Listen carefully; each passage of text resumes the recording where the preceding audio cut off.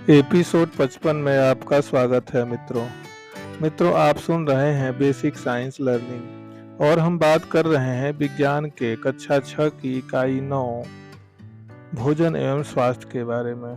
इससे पहले हमने भोजन के कुछ प्रमुख पोषक तत्व कार्बोहाइड्रेट, प्रोटीन और वसा के बारे में हमने बात किया था। हमने बताया था कैसे कई पोषक तत्व होते हैं जिनमें कार्बोहाइड्रेट भरपूर मात्रा में मिलता है, जैसा कि आप वीडियो में देख पा रहे हैं। उसी प्रकार प्रोटीन और वसा के बारे में भी हमने बताया था। प्रोटीन का सबसे अच्छा स्रोत मांस, मछली और सोयाबीन माना जाता है। सोयाबीन मुख्य रूप से प्रोटीन तथा वसा दोनों का प्रमुख स्रोत माना जाता है। उसी प्रकार दूध को हम संपूर्ण आहार कहते हैं। कई ऐसे पदार्थ होते हैं जिन्हें हम पकाकर खाते हैं, उसके बारे में भी हमने बताया था, और कुछ हम कच्चा खाते हैं। वसा के बारे में बताया था कि वसा हमारे शरीर को शक्तिदायक ईंधन देता है, इसलिए हम शक्तिदायी ईंधन भी इसके बारे में कहते हैं। वसा शरीर को ऊर्जा एवं गर्मी दोनों प्रदान करता है। मुख्य रूप से अंडा, मांस, मछली में प्रोटीन सर्वाधिक मात्रा में पाया जाता है।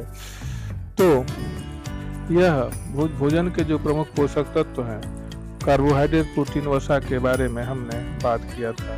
आइए हम कुछ क्रियाकलाप पर इस पर नज़र डालते हैं। क्रियाकलाप के बारे में हम यह कह सकते हैं कि सबसे पहले हम क्या करते हैं कि भोज्य पदार्थों की एक सूची बनाते हैं। उन सूची में हम सबसे पहले यह करते हैं कि भोज्य पदार्थों का अलग अलग नाम लिख लेते हैं, और नाम लिखने के बाद हम क्या करते हैं कि उन भोज्य पदार्थों में कार्बोहाइड्रेट, प्रोटीन, वसा, विटामिन्स, खनिज लवण और जल कितनी कितनी मात्रा में मिलता है, इसका हम क्रियाकलाप कर सकते हैं। सबसे पहले यदि हम चावल की बात करें तो चावल में कार्बोहाइड्रेट सबसे ज़्यादा पाया जाता है।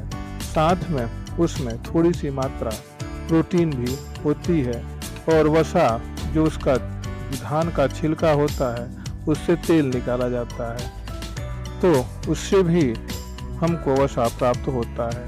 अब हम बात करते हैं जलेबी की।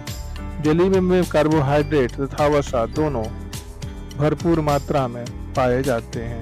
साथ में यदि हम दही की बात करें तो दही में कार्बोहाइड्रेट भी पाया जाता है, प्रोटीन भी पाया जाता है और वसा भी पाया जाता है। उसी प्रकार गन्ने की बात करें तो गन्ने में कार्बोहाइड्रेट जो मुख्य रूप से चीनी अथवा सुक्रोज के रूप में होता है वह पाया जाता है। साथ में प्रोटीन भी थोड़ी मात्रा में मौजूद होती है। उसी प्रकार समोसा में कार्बोहाइड्रेट और वसा सबसे अधिक मात्रा में पाया जाता है। आइए हम कुछ अन्य तथ्यों पर चर्चा करते हैं। पोषक तत्वों से जो प्राप्त ऊर्जा होती है उसको हम कैलोरी में मापते हैं। एक स्वस्थ व्यक्ति के लिए प्रतिदिन 60 से 70 ग्राम वसा का प्रयोग करना आवश्यक होता है। एक स्वस्थ व्यक्ति के लिए प्रतिदिन 50 से 70 ग्राम प्रोटीन का प्रयोग करना भी आवश्यक होता है। अर्थात ऐसे भोज्य पदार्थ हमको खाने चाहिए जिनमें 50 से 70 ग्राम प्रोटीन मिले। उसी प्रकार 1 ग्राम प्रोटीन में 4 कैलोरी ऊर्जा होती है और 1 ग्राम वसा में 9 कैलोरी ऊर्जा होती है। अब आइए हम बात करते हैं विटामिन के बारे में। विटामिन तथा खनिज लवण हमें विभिन्न प्रकार के हरी सब्जियों तथा फलों से प्राप्त होता है। इनसे हमारे शरीर के विभिन्न रोगों की सुरक्षा होती है। विटामिन जटिल कार्बनिक यौगिक होते हैं। ये शरीर को सही से काम करने में सहायता करते हैं। शरीर के प्रत्येक अंग को उसके कार्य के अनुसार अलग अलग विटामिन की जरूरत होती है। ये विटामिन हमें भोजन से प्राप्त होते हैं। यद्यपि भोजन में इनकी थोड़ी ही मात्रा पर्याप्त होती है, परंतु इनकी थोड़ी सी कमी से शरीर पूरी तरह से रोग से ग्रसित हो जाता है। और अपने भोजन में विटामिन स्रोतों को सम्मिलित करके हम शरीर को निरोग रख सकते हैं।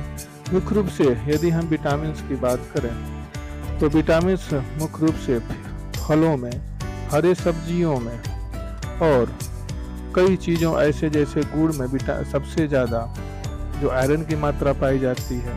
उसी प्रकार हरी सब्जियों में विटामिन ए की मात्रा सबसे ज़्यादा पाई जाती है। तो हम मुख्य रूप से वसा में और घुलने और जल में घुलनशीलता के आधार पर विटामिन जो होते हैं वह दो भागों में या दो श्रेणियों में बांटे गए हैं। पहला जो वसा में घुलनशील विटामिन होता है वह ए, डी, ई और के होता है। उसी तरह से जल में जो घुलनशील विटामिन होता है वह विटामिन बी और सी होता है। तो वसा में घुलनशील विटामिन ए, डी, ई और के, और जल में घुलनशील विटामिन बी और सी। इस प्रकार विटामिन ए के जो मुख्य रूप से स्रोत हैं वह अंडे, मक्खन, घी, मछली का तेल, हरी सब्जियां, गाजर होते हैं। उसी प्रकार विटामिन बी के कुछ स्रोत होते हैं जैसे अनाज के छिलके, अंडा, मछली, दूध होता है। उसी प्रकार विटामिन सी के जो स्रोत होते हैं नींबू, आंवला, मौसमी संतरा आदि होते हैं। उसी प्रकार विटामिन डी के जो स्रोत होते हैं वह मक्खन, दूध, मछली का तेल, सूर्य का प्रकाश आदि होता है। इसी तरह से विटामिन ई के स्रोत होते हैं। उसी प्रकार विटामिन के स्रोत होते हैं जो अलग अलग खाद्य पदार्थों में पाए जाते हैं। जैसे पपीता में विटामिन ए की मात्रा सबसे अधिक होती है। उसी प्रकार तरबूज में खनिज लवण सबसे ज़्यादा पाया जाता है। लीची में भी विटामिन की प्रमुखता से मौजूद विटामिन की मात्रा मौजूद होती है। पपीता के जैसे हमने बताया इसमें सबसे अधिक मात्रा विटामिन ए की होती है। हरी सब्जी जैसे पत्तेदार जो सब्जियां होती हैं उनमें विटामिन ए की मात्रा सबसे अधिक पाई जाती है। उसी प्रकार कई ऐसे खाद्य पदार्थ हैं जिनमें विटामिन की मात्रा सबसे अधिक होती है, जैसे हरे खाद्य पदार्थ, हरी सब्जियां या सलाद, इनमें विटामिन की मात्रा सबसे अधिक पाई जाती है। इसलिए जो कच्ची खाने वाली सब्जियां हैं उनका प्रयोग हमें अपने भोजन में अवश्य करना चाहिए। पत्ता गोभी, फूल गोभी या ब्रोकली जैसे सब्जियों का प्रयोग करके हमको अपने भोज्य पदार्थों में प्रमुखता से स्थान देना चाहिए। इस प्रकार विटामिन के बहुत सारे स्रोत हैं जिनका हम मौसमी फलों और मौसमी सब्जियों के आधार पर इनका हमें उपयोग करना चाहिए।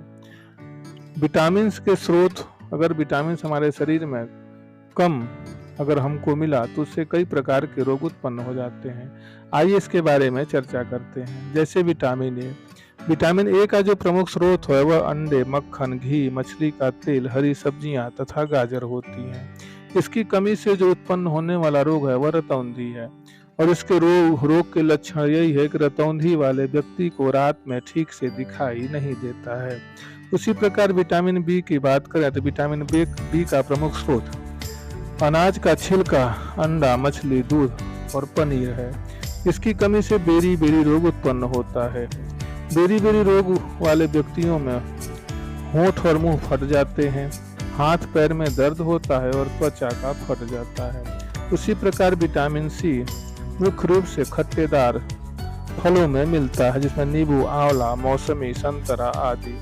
इसकी कमी से स्कर्वी रोग उत्पन्न होता है। जिसमें स्कर्वी रोग होता है उसके वजह से मसूड़ों में सूजन, दांत से खून आना आदि प्रमुख रूप से बीमारियां इसमें पाई जाती हैं। तो इसमें विटामिन ए, बी, सी में विटामिन ए वसा में घुलनशील है, जबकि विटामिन बी और सी जल में घुलनशील विटामिन है। आइए हम आगे बात करते हैं विटामिन डी, ई और के बारे में। विटामिन डी मक्खन, दूध, मछली का तेल, सूर्य का प्रकाश में पाया जाता है। इसकी कमी से रिकेट्स अथवा सूखा रोग हो जाता है। रिकेट्स वाले व्यक्तियों में हड्डियां कमजोर हो जाती हैं अथवा टेढ़ी हो जाती हैं। उसी प्रकार विटामिन ई मुख्य रूप से अंडा, गेहूं, हरी पत्तियां आदि में पाया जाता है। इसकी कमी से पक्षाघात, जिसे हम पैरालिसिस कहते हैं या लकवा कहते हैं, यह रोग हो जाता है और जनन क्षमता में कमी हो जाती है। इससे ग्रसित रोग में पक्षाघात, शरीर के अंगों का काम न करना है। उसी प्रकार विटामिन के मुख्य रूप से सोयाबीन, हरी पत्तियां, अंडे आदि में पाया जाता है। इसकी कमी से अत्यधिक रुधिर स्राव होता है, मतलब खून यदि कहीं कट जाए तो खून सबसे ज्यादा निकलेगा। इसकी कमी से चक्कर आना, सीने में दर्द, दिल की धड़कन तेज हो जाना आदि कई प्रकार की बीमारियां होती हैं। तो ये रहा विटामिन की स्रोत, कमी और उत्पन्न रोग एवं रोग के लक्षण के बारे में। मित्रों, आज के इस एपिसोड में बस इतना ही। अगले एपिसोड में हम कुछ खनिज लवण के बारे में चर्चा करेंगे। धन्यवाद।